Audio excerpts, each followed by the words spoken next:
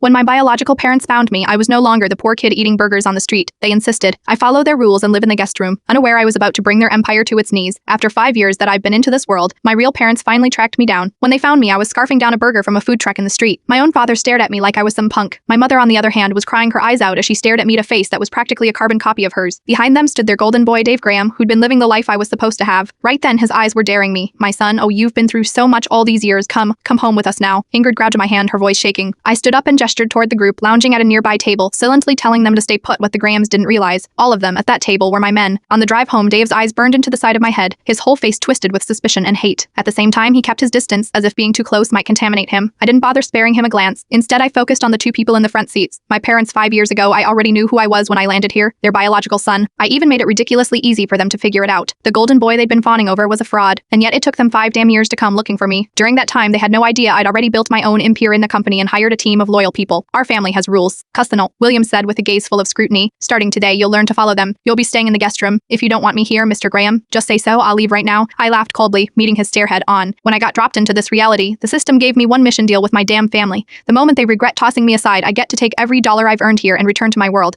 And that with billions to my name, I am not about to play by their rules or beg for their approval. Williams' face darkened, but before he could speak, Dave puffed up his chest and marched over, snapping. How dare you talk to Dad like that? He's only trying to help you. And who do you think you are? You are just some outsider. Who are you to lecture me? I gave him a long, hard look, my voice cutting like ice. That shut him up, his face crumpled, tears spilling down his cheeks. My parents rushed to his side, fawning over him like he'd just been mortally wounded. Meanwhile, I stood there like a ghost in the room, ignored. I shook my head, watching the pathetic show unfold. They know I am their real son, yet they treat the maid's kid, the one who stole my life, like he's their pride and joy. What the hell is wrong with these folks? I'd had enough of this circus taining away. I headed upstairs. This room works. I'll stay here, I said down casually. No, absolutely not. That's Dave's room. William's voice thundered as he saw me about to settle into his adopted son's room. Lucien, what do you think you are doing? Have you no respect for this family's rules? He glared at me, his face twisted with fury. Behind him, his manipulative son started bawling louder. Ebro, he sobbed. I know I took the life that should have been yours, so it's only fair you take that room back. The second Dave finished whining, he turned to Ingrid and William, looking as pitiful as humanly possible. They fell for his act, pouring out all their sympathy, trying to soothe him like he was a toddler. I couldn't care less about their ridiculous family drama. Without a word, I walked into the room and tossed all of Dave's stuff out into the hallway. Before William could completely lose his mind, I slammed the door shut to his face with a loud bang. The shouting started immediately, his voice full of rage on the other side of the door, but I just ignored him. Instead, I popped on my headphones and made a call. President, I just found out that there are some serious issues with GEGTs.